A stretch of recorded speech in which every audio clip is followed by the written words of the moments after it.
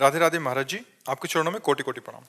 महाराज जी, यदि कोई लड़की छेड़छाड़ या शारीरिक उत्पीड़न का शिकार कार्य क्षेत्र या घर पर हुई हो और महाराज जी का अनुसरण करने के बाद भी यदि वो उस व्यक्ति को माफ नहीं कर सकती और आघात के साथ आगे नहीं बढ़ पा रही, तो क्या किया जाना चाहिए इस संदर्भ में महाराज जी? हम तो ऐसे सब माताओं बहनों से कहते हैं कि ये एक ऐसा चैप्टर है जिसमें हमें क्षमा नहीं करना चाहिए। अगर भूल आपको दिखाई दे रही कि सुधरने लायक आदमी, इससे गलती हो गई तो क्षमा कर देना चाहिए। वो आंखों से दिखाई देता है।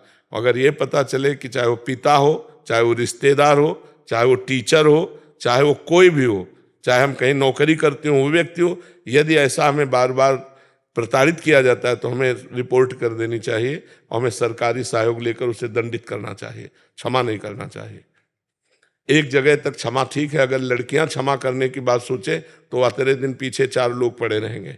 आदमी का हुलिया, आदमी का रंग, जो छेड़ रहा है 1 मिनट में, अगर वो साइकिल में है तो उसकी साइकिल, मोटरसाइकिल है तो उसका नंबर बहुत प्रवीण होना चाहिए। 1 सेकेंड में पूरे दिमाग में नोट करना चाहिए कौन सा आदमी, कैसे रूप रंग का आदमी, कितनी अवस्था है उसकी, कौन सी गाड़ी में था, क्या गाड़ी नंबर है, वो जानकारी पूरी कर लेनी। आसपास कोई सीसीटीवी है, पूरी जानकारी कर लेनी चाहिए तुरंत, जो आदमी छेड़ रहा है, और फिर रिपोर्ट करो।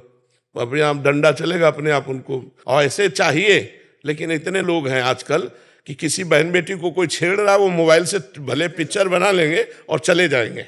हमारी बहन हो या किसी की बहन हो, अगर कोई बहन बेटी को छेड़ रहा है, हमारे प्राण चाहे चले जाएं, उस समय कूद पड़ना चाहिए। पर अब कूदे तो क्या कूदे, वो उसको विरोध करने की तो बात जाने दो, मनोरंजन बनाएगा।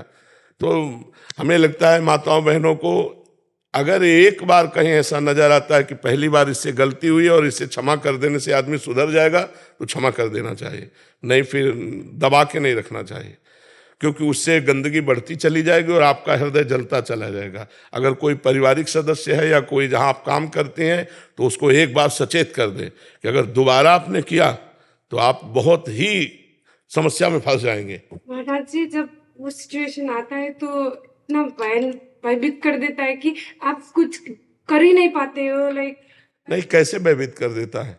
तुम इतना भयभीत कर सकती हो कि उसको भोजन अच्छा नहीं लगेगा। अपने स्वरूप को आप जागृत करो।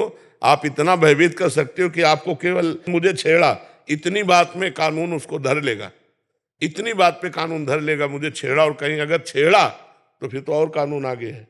पर ऐसी सब बहुत प्रवीणता पूर्वक देखकर, जहां बलशाली लोग हों, जहां अपने को लग रहा मैं फंस गई, वहां विनय के द्वारा बचाना चाहिए। किसी भी तरह अपने को बचा लेना चाहिए, वहां एक्शन नहीं लेना चाहिए। एक्शन तब लेना चाहिए जब अपने को बलवान देखे। अगर ऐसी जगह फंस चुकी है कि अब एक्शन लेने से काम नहीं चलेगा, तो विनय से काम ले लें, किसी चतुराई से काम ले लें कि हम किसी तरह हाथ जोड़कर, पैर जोड़कर अपने को बचा पाएं, फिर इसके बाद एक्शन ले लेंगे। क्योंकि 4 हैं, अगर हम एक्शन की बात कहते हैं तो शायद है कि उनकी बुद्धि में ऐसा कुछ आ जाए कि हम एक्शन लायक ही न रहें।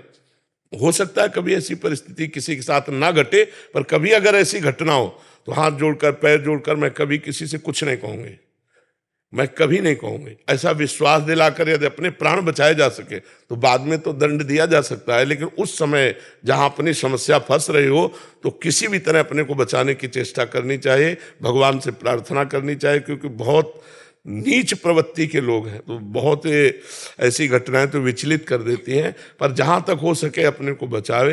रात्रि में अकेला न चले, कोई न कोई भाई, परिवार का कोई सदस्य हो तो ज़्यादा अच्छा रहता है।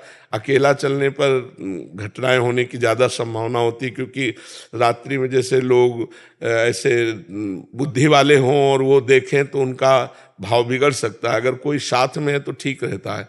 हाँ, तो बहुत सावधानी, जहाँ तक हो सके पहले ही एक्शन में अपने आप को बचाने की चेष्टा करनी चाहिए।